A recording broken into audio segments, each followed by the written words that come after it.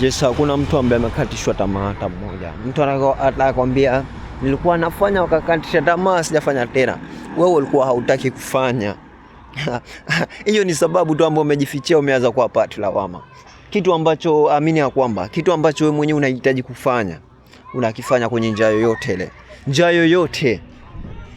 Elewa kitu ambacho ukiona kitu sijui kuna mtu sijui alikwambia labda hicho kitu hauwezi, labda sometimes unajua watu wanakuja kwenye maisha yetu wanatu improvea sasa kitu bwana hicho hukiwezi sababu ABCD. Shafahamu?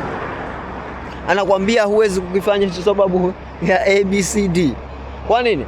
Kwa sababu yeye ndo uoni wake na yeye ndo akili yake ilipobakia. Lakini haimaanishi kuwa hicho kitu hauwezi. Kwa hiyo kitu unapoona mtu anakuambia hivyo na ukakiacha, basi ujue umekiacha sababu yako wewe mwenyewe. Kwa sababu yeye mtu ametumia akili yake akakuhisi tu kwa ulivyo hicho kitu haukiwezi. So hakikisha kwa una subscribe my channel. See you.